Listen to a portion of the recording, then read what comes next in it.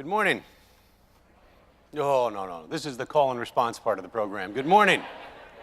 That's much better. Chris, thank you for those very kind and warm words. We first met when you and your colleagues were good enough to invite me to your campus. I think the opportunity to engage with your campus was certainly worthwhile for me, but the opportunity to learn from your students was the high point of my visit. My experience has been that if we listen to them, they take us in important and continuingly challenging ways on all of the issues that we've been talking about.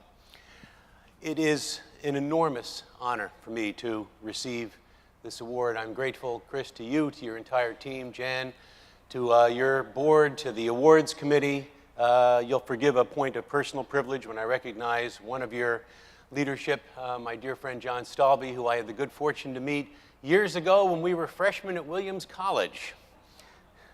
And that's about all I'm going to say about that right now. And I am humbled when I hear the list of former recipients, organizations, and individuals who have received this award before me, and hope to be worthy of them in the days and years to come.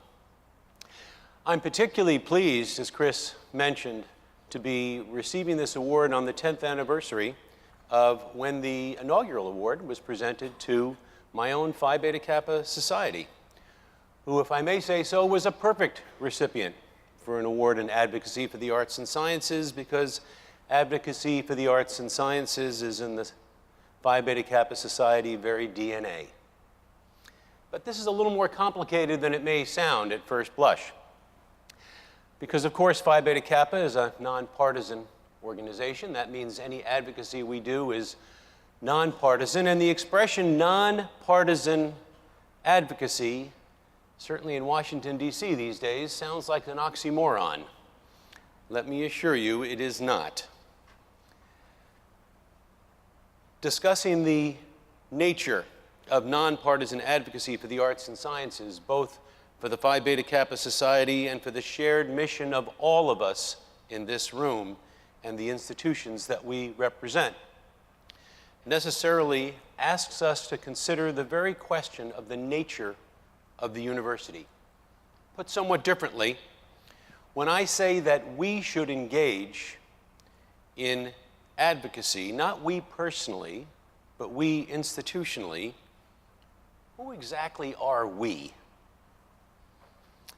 So that's what I'd like to think a little bit about this morning with all of you. But first, allow me to turn back and share a little bit of Phi Beta Kappa history and where we come by our role as advocates.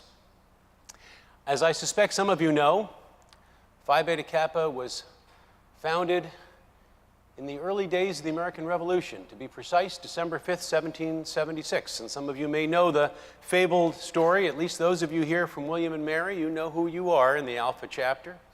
On the cold winter night of December 5th, 1776, 5 undergraduates of the College of William and Mary gather at the Raleigh Tavern in the Apollo Room, making us the first secret society in America that was founded in a bar.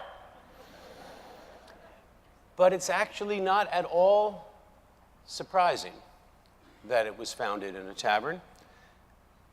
Turns out that most of the revolutionary movements in the early part of the American Republic were founded either in taverns or coffee houses, what I like to describe as the two core beverages for undergraduates. But actually, more important, they were places of quasi-public gathering, where one could gather to discuss challenging ideas, revolutionary ideas, outside of the prying ears of the crown. And so they did. And we know a little bit about what they actually did that night. We know, for example, that they adopted a name for their new organization, which was not Phi Beta Kappa. It was in Latin, Societas Philosophia, Philosophic Society. And they adopted a motto in Greek that night, Philosophia Biou Kubernetes, from which we take our initials, Phi Beta Kappa. Philosophia Biou Kubernetes is usually translated by us and others as love of learning is the guide of life. But my classics colleagues, any classicists in the room? Oh, dear God, so I've got to get it right. Okay. Here goes nothing. Hands-on buzzers, right?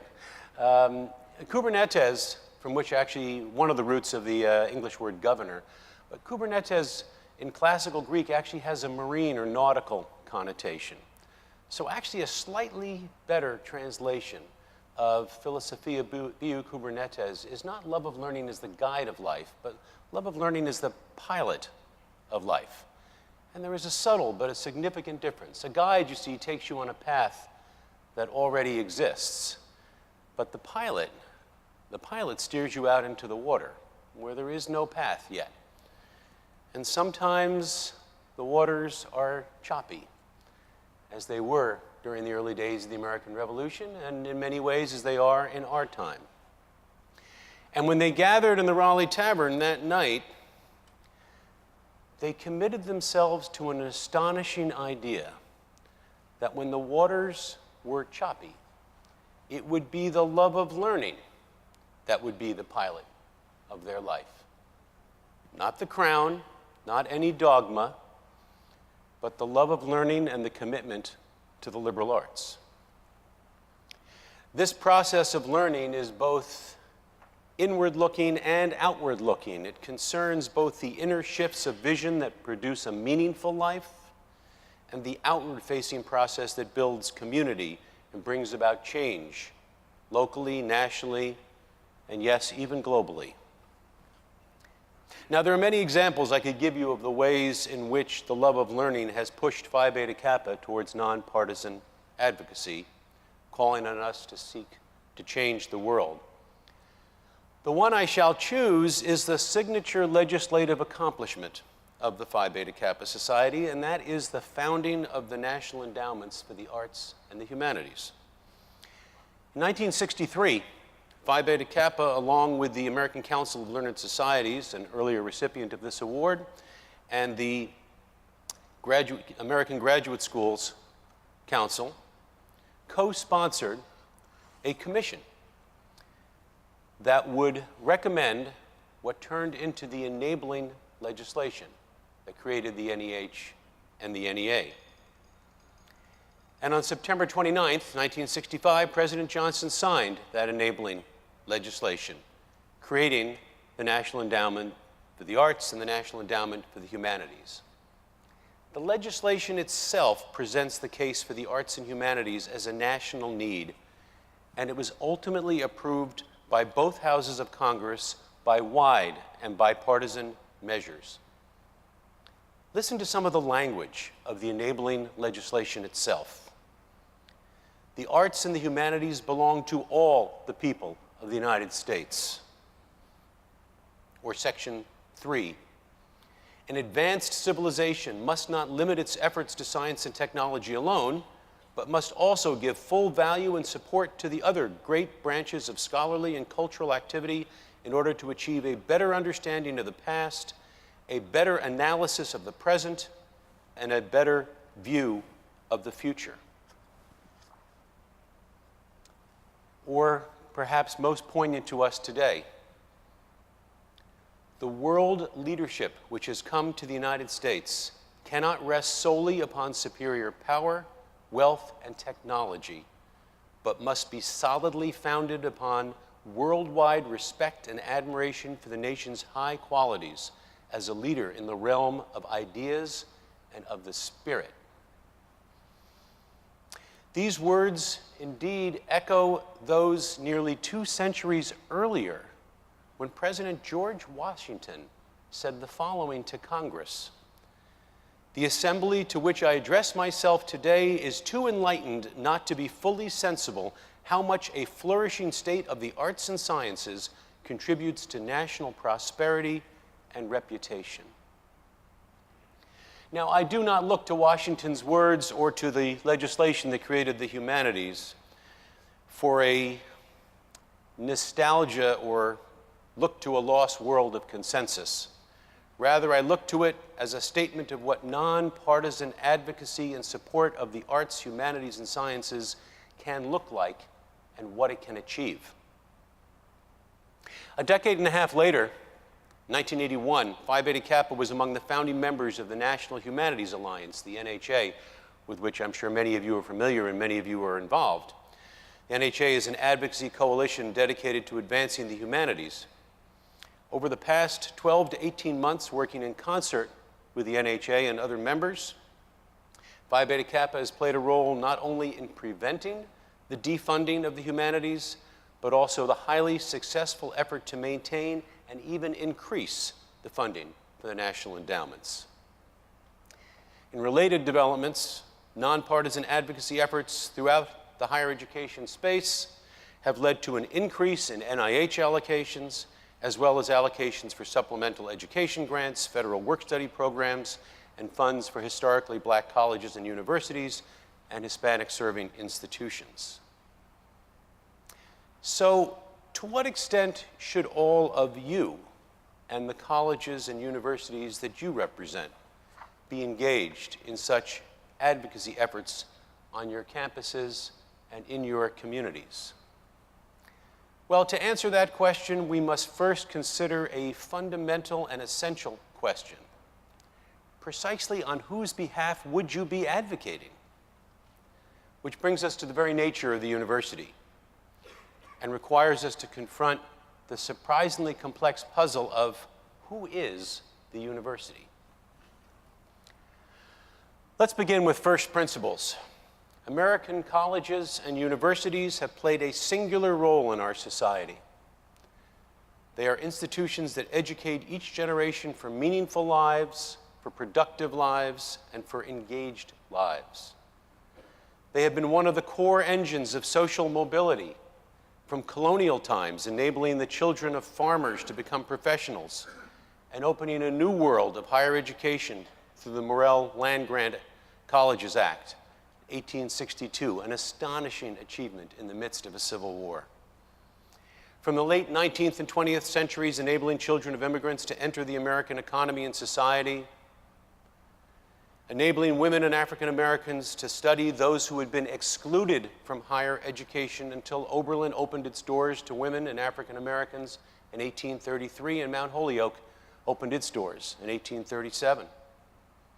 Through the mid-20th century, allowing returning World War II veterans to advance through the visionary GI Bill, and yes, to our time, enabling students from around the globe and every stratum of American society, citizen and undocumented alike, to enter institutions of higher education and claim the prerogatives promised of a free society. In order to answer the critical question, the question of who is the university, allow me to suggest that we turn to legal theory. Or as my wife said when reviewing this manuscript of mine, as she does everything I've written going back to college, dear God, you're not going to bring out the lawyers. Well, in truth, throughout the history of American higher education, the law has played a critical role in defining the scope, mission, and very nature of colleges and universities. So let's start with the observation that the university is an institution with a governing board and many stakeholders, and thus bears some similarity with the general corporate structure, another abstract entity that is created by the law. So it might be a good place to look for the answer to the question, who are we? But the differences are significant and they are fundamental. Whereas the corporation ultimately is owned by and owes its duties to its shareholders, the university's duties are to all its constituencies, students, faculty, alumni, staff, and even beyond to the local community, nation, perhaps even the world. And its ownership, per se, transcends any specific group of individuals. In the for-profit model, the shareholders are the owners of the corporation, and although they are not engaged in the day-to-day management, it is fair to say the corporation is run in their interests. So if I were to ask, technically, legally, who owns the corporation, the answer is the shareholders. But when I ask who owns the university, the answer is far less clear. We think of the university's trustees as fiduciaries, not as owners. They are not the same as corporate directors. We'll come back to boards of trustees a little later when we consider a celebrated Supreme Court case that marks its bicentennial next year and will provide us, I believe, with an answer to the question, who are we? There's a range of constituencies represented within the world of higher education, and it's worthwhile spending a few minutes on each and asking as to each, what's the source of their power or authority within the university, the nature of their rights and responsibilities, and then to evaluate the merits of the claim to be the university. So perhaps the most obvious place to begin in this room is with the faculty. There's a story told from the time when Dwight Eisenhower was the president of Columbia University in the late 40s, early 1950s. Perhaps at the very first faculty meeting he held, he made the mistake of referring to the faculty as the staff of the university. I have to tell you, there are two kinds of rooms in which I have shared this story. Those who need no explanation, and those for whom no explanation would do any good. So after Eisenhower said that, a hand goes up in the back of the room. And a senior member of the faculty said, General Eisenhower, not President, General Eisenhower, I am not a member of the staff of the university. I am a tenured member of the faculty of Columbia College. You, sir, are the staff of the university. At which point one imagines that the former supreme commander of the Allied forces in Europe must have thought to himself, what the hell just happened to me? The concern about thinking of faculty as simply employees of the university is of long standing. The celebrated 1915 Declaration of Principles on Academic Freedom and Academic Tenure, and for those of you who have not had occasion ever, or in any event recently, to revisit the 1915 Declaration, although it has been largely superseded by the 1940 Declaration, which the Association of American University Professors now really focuses on. Go back and reread the 1915 Declaration. I do consider it one of the high water marks of the articulation of the principles of academic freedom and of the university. The 1915 Declaration challenged trustees who thought of the university-faculty relationship strictly as one of employer-employee, and said that it misunderstood the very nature of the university. In doing so, they failed to understand, in the words of the Declaration, and I'm quoting here, the full implications of the distinction between private proprietorship and the public trust. As described by Professors Matthew Finken and Robert Post in their book For the Common Good, they failed fundamentally to appreciate that the true university served the common good by producing knowledge, and that the production of knowledge requires freedom of inquiry. To the extent that the work of the university is about producing knowledge, both the creation of new knowledge and the transmission of inherited knowledge, there is no question that the faculty of a college or a university is central to the institution's very existence. And yet, would we say that the faculty are the university? The answer, I believe, lies in the very essence of academic freedom, and the essence that is best seen when we contrast academic freedom with freedom of expression, often confused as two ways of saying the same thing. They most decidedly are not. Closely related, but significantly different. Freedom of expression is an individual right. I have a right against government interference with my expressive activity, grounded philosophically in the nature of personal human freedom and core Enlightenment values, and grounded legally in the First Amendment to the United States Constitution. Academic freedom, on the other hand, is a group right in which we as academics share as individuals only insofar as we are engaged in the performance of our professional obligations and the work of the academy, creating, discovering, and transmitting knowledge. Thus, while faculty are central to the very idea of the university, we would not say that they are the university.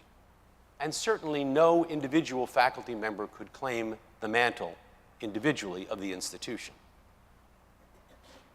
Now, when I discuss the very nature of the university each year on the first day of my higher education and the law seminar at Georgetown Law School, you will not be surprised to know that the members of the class immediately seize not on faculty, but on themselves, students. And they suggest that students are the sine qua non of the university. And of course, there is something important to this idea. In a philosophical sense, students are key to at least part of the very function of transmitting knowledge. We transmit knowledge through our teaching as well as our scholarship. And in a concrete and financial sense, it is the tuition and fee payments of students that play an important role in the fiscal stability and vitality and viability of our institutions, and on some campuses, overwhelmingly so. But if students provide an important part in identifying the nature of the university, it is ultimately a limited account. First of all, there is such a thing as a university without students. Rockefeller University in New York and the University of California at San Francisco have no undergraduate students and only graduate or medical students, respectively. All Souls College at Oxford has no students at all and houses only members of the Oxford faculty who write and who lecture. And even for the vast majority of institutions that, of course, have student bodies, the time of those students on campus is of limited duration. Suppose then we expand the category of students from their time on campus to their lifelong relationship with the university. As president of Brandeis, I always used to open convocation and close the commencement address by reminding them that they are undergraduates 4 years, they are alumni for the rest of their lives. So alumni are clearly a significant constituency of the university, but neither current students nor alumni can claim to be the institution itself. Ideally, they are in close relationship with the institution, they feel connected to it, but football chants aside, they would not claim to be the university.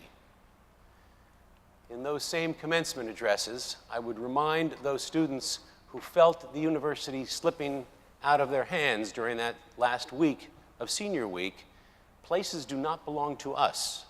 We belong to places. So, to a room full of deans, I would be remiss if I did not suggest perhaps it belongs to the administration. Dear God. But as administrators, deans, provosts, presidents, we are charged with the management of the university or college. But no healthy college president, provost, or dean would imagine that she or he is the college. Indeed, we think of ourselves more as stewards, less as managers, and certainly not as owners. The members of the administration are stewards of an institution that is entrusted to our care for a limited period of time. Our task, one might even say our sacred task, is to leave it better than we found it, and then pass it on to another who will seek to do the same. But what exactly is it that we are passing on? That lies elsewhere. There are many other constituencies who might reasonably lay claim to the very essence of the university. Consider members of the staff, for example, who dedicate their lives to the institution and without whom the institution could not function. I would recommend to you a book of photo essays of staff members from Harvard University with the evocative and compelling title, Harvard Works Because We Do. The staff, however, works for it. They are not it. Donors, too, might stake a claim here, especially in our time when a combination of tuition income and public funding leaves many institutions, public and private, with shortfalls to cover. But if it were necessary, we relearned only recently in the controversy over whether a certain foundation's gift to a certain university might have involved the right to hire and fire faculty, a core principle of academic freedom that limits the reach of donors. Donors may and should have input on the nature of the projects and programs they support, but core academic functions, appointment, promotion, and tenure of faculty, free inquiry of faculty research, and the establishment of the curriculum must rest with the institution, not its supporters, however well intended. So who gets to say, we are the university? So as a strictly legal matter, that would be the Board of Trustees in a private institution or the equivalent Board of Regents or the like in a public college or university. After all, they bear the ultimate fiduciary responsibility. And here I do believe our search begins to bear fruit, but in an unexpected way. Now, as promised, we turn now to a celebrated Supreme Court decision from 1819 by the great Chief Justice John Marshall, who I may add with some parochial pride, was a member of the Alpha Chapter of Phi Beta Kappa, William and Mary. So those who had 2 in the office pool for how many times I would mention the Alpha Chapter win.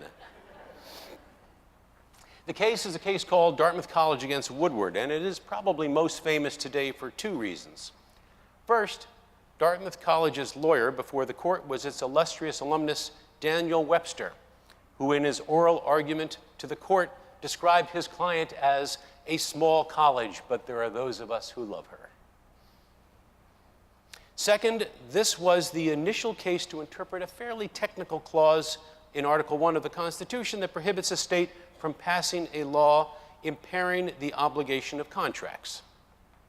But for us, the Dartmouth College case is where Chief Justice Marshall laid the legal foundation of institutions of higher learning in the New Republic, and fundamentally took on our question of who is the university. Dartmouth College against Woodward involved the effort of the state of New Hampshire to amend the college's charter in 1816. The original charter from 1769 was with the Crown. That charter created a self-replicating Board of Trustees of the kind familiar to most private institutions today. But it also did something unusual. It permitted the founding president, Reverend Eleazar Wheelock, to name his own successor. And the good Reverend Wheelock chose his son, John, who became president upon his father's death in 1779. Now, over the next 3 decades, the trustees had a major falling out with John Wheelock. They determined his approach was no longer in the best interests of the colleges, and after a period of some controversy, they ultimately dismissed him. The Jeffersonian Republicans in New Hampshire took up John's cause, and when they came to power in the state, the legislature enacted a law that replaced the system by which the small Dartmouth board was comprised with a larger board appointed by the governor. In fact, the governor did appoint such a board, and they began to run something called Dartmouth University. The original trustees of Dartmouth College sued in the name of the college against William Woodward, who had been the treasurer of the college but had since defected to Dartmouth University. Now, for the constitutional lawyers in the room, you know who you are. The court focused on 2 main issues. Was the 1769 charter of Dartmouth College from the British monarchy a contract for purposes of Article 1 of the Constitution? And if so, the second question, did the New Hampshire law interfere with the obligation of that contract? And the court answered both questions in the affirmative. But there is a lurking third question, and that's our question. And that is, who gets to assert this claim? It's a question that lawyers would call one of standing, but for us here today, it is better thought of as a question of identity. Who is Dartmouth? Is it its founders? Chief Justice Marshall said no.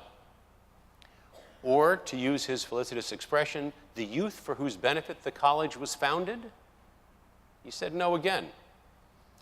In fact, only the trustees had complained about this law, but they, Marshall noted, had no beneficial interest to be protected.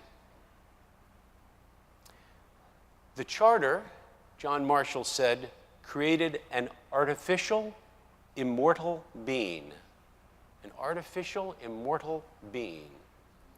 And he went on to note that donors contributed to the artificial, immortal being, not to make a profit, but for something that in their opinion was of inestimable value. And as to this, neither the donors nor their own descendants could be their representatives, nor were the students whom their generosity might someday benefit. It is the college and the college alone that is their representative, John Marshall's artificial immortal being. The thing that is of inestimable value, strictly speaking, is not even the college itself, but rather the mission of the college. Artificial, yes, but also immortal. It is the pursuit of knowledge, inherited, discovered, and created. And it is the transmission of that knowledge. It is only by speaking in the name of that mission that one speaks in the name of the college. The owners of the college, in other words, are not those who attend it, those who work for it, those who teach at it, those who administer it, or those who govern it. The closest thing to being an owner of the artificial immortal being that is the university is the very mission of the university itself. Oh, if John Marshall could have had a crystal ball, what might he say about our time? How would he ask us to defend this artificial immortal being? The being that is the essence of the institutions that we love. I believe he would recognize our difficult moment. I believe he would say that the mission of the liberal arts and sciences universities and colleges compels us not only to our teaching and to our scholarship, but it compels us towards advocacy in the time in which we live.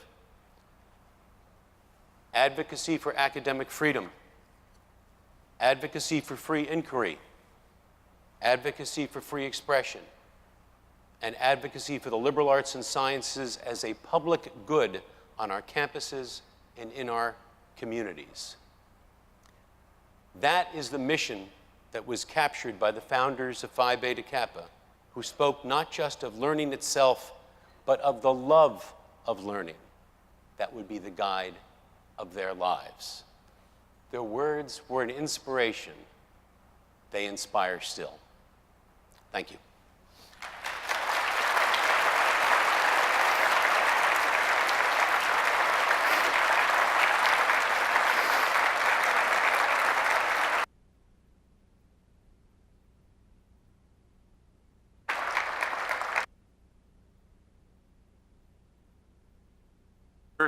For some questions, if there are any, and usually while I say this, microphones magically drop from my experience. If there are no questions, there are two explanations, only one of which is that it was all clear. You probably are familiar with the difference between the junior faculty member and the senior faculty member. They walk out of the junior faculty member's lecture and they say, person is so incompetent, I could not understand a single word he said. And they walk out of the senior faculty member's lecture, they say, and a word that he said. I'm going to let that one sink in a little bit. Okay, we got a question. Enjoyed your talk. It was a wonderful talk, very enlightening. And as I was listening to it, especially to your conclusion, I was thinking of all the various different kinds of academic institutions we have in this country. Everything from nonprofit, private, public, to for-profits. And my question is, do all the various kinds of institutions fit the thesis of your lecture, that is, it's the pursuit of knowledge that is the real university? Thank you. I think it's a great question. I think I am speaking of what I understand to be the mission of liberal arts and sciences institutions. And I would say that both descriptively, that schools that see as their mission the liberal arts and sciences, this is what they do. And I would also say proscriptively that this is what the highest aspiration of American higher education should be.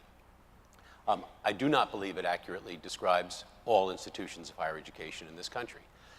And those that are not I think are entitled to do what they do, and they should make transparent what it is they do, but that should not be mistaken for the mission of the liberal arts and sciences.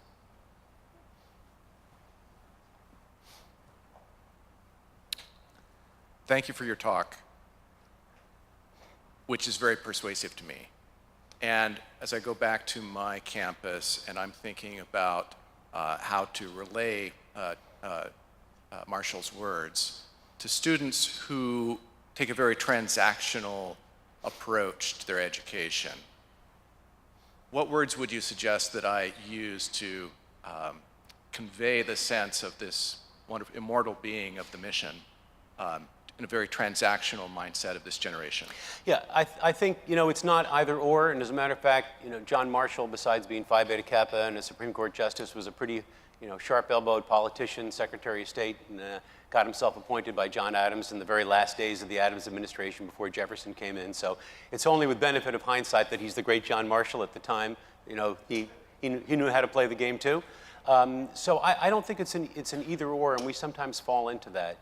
John will remember when we were at Williams, and I think many of you will resonate with the same types of memories, certainly in the 60s, 70s, even early 80s. We were told things like, enjoy the privilege of doubt, these are the best 4 years of your life, don't worry about what comes next. I'm not sure that was great advice then, it would be terrible advice now. I think they're right to be concerned, and I think we sometimes cartoon them.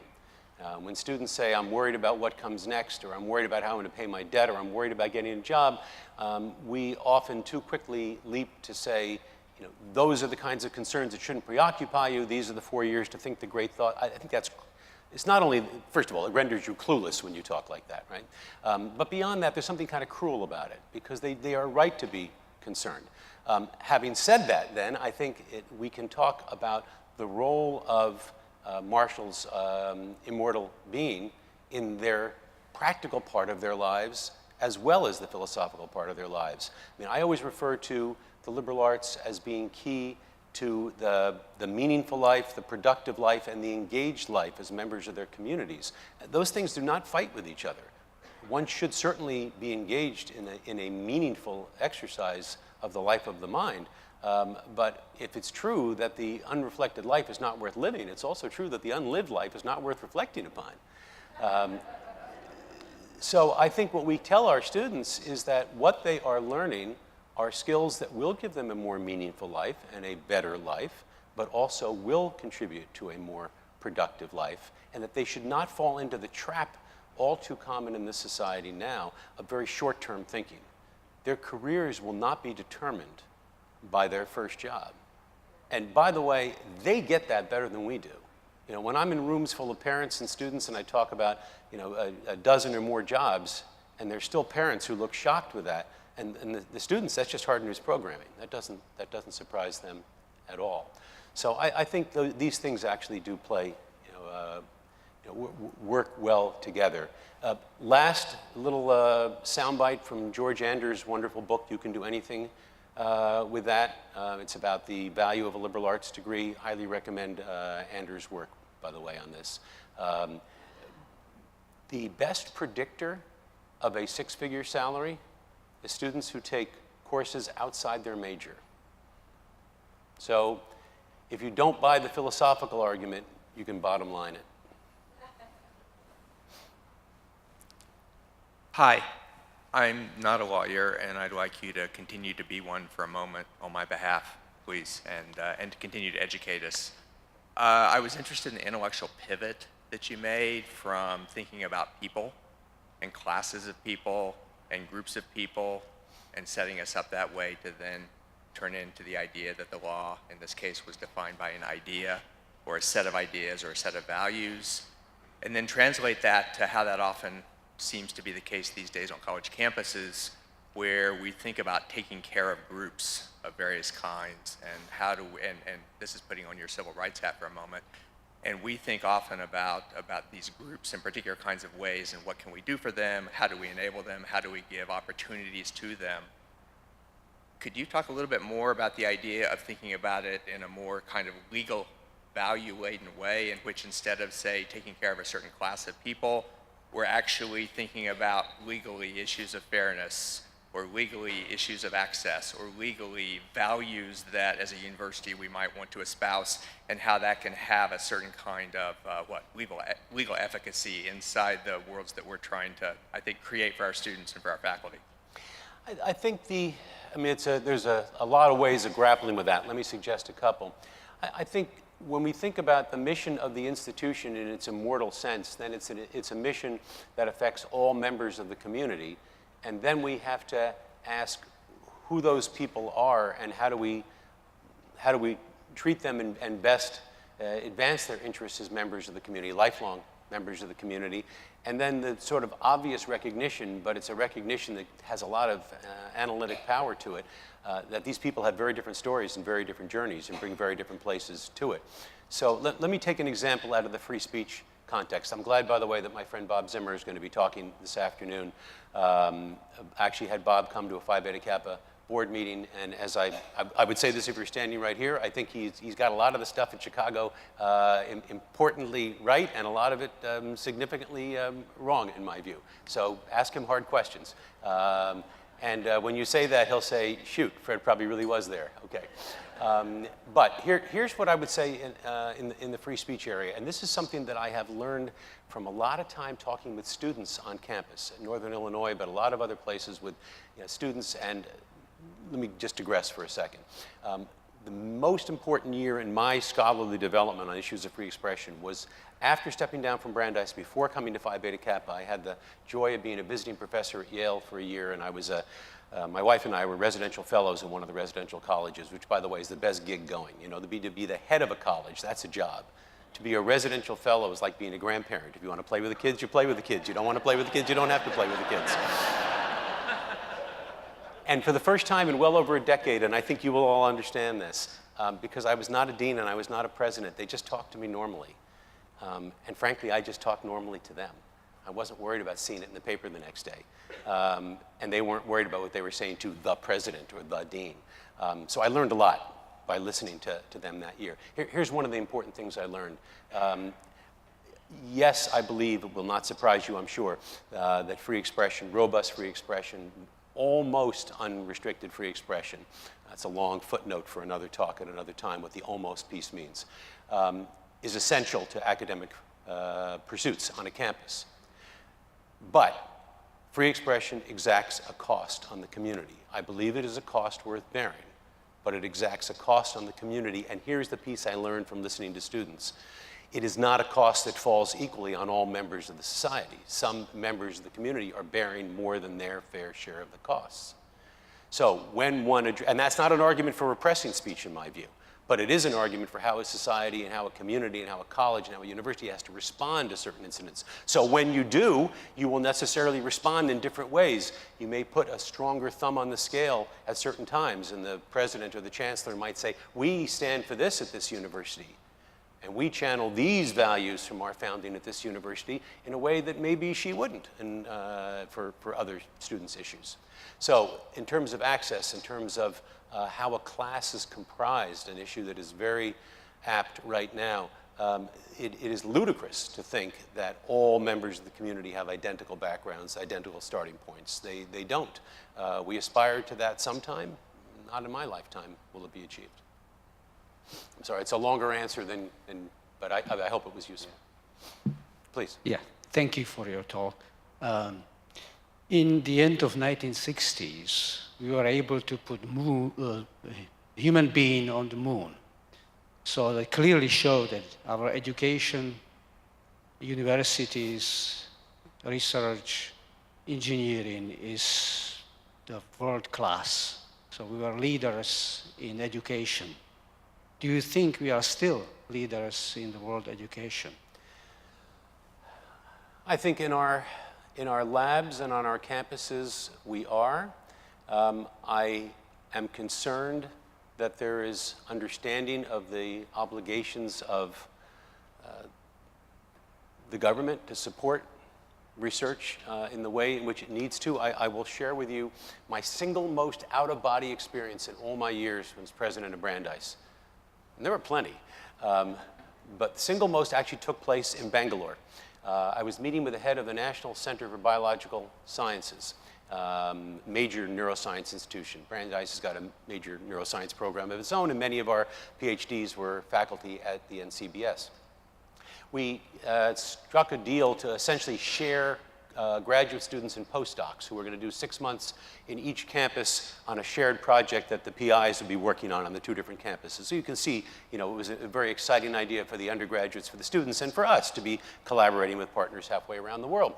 At the end of this discussion offline, before the signing ceremony with the director of the Institute, he said to me, and of course, funding won't be a problem.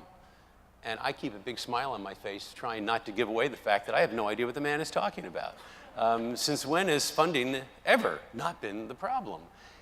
And he explained to me that his country, and India's got plenty of challenges and plenty of problems, but his country was giving him so much money to spend on research, he literally could not spend it all in country. He had to have international collaboration. And I thought to myself, where's my team? So I worry about this. And I think the language from that enabling legislation rings home to me so powerfully that what makes us the most powerful country in the world, and it is terribly, terribly important that we continue to be, is not our military strength and not our economic strength. It is that we have had the best ideas. And if we ever lose that, God help America. Thank you all.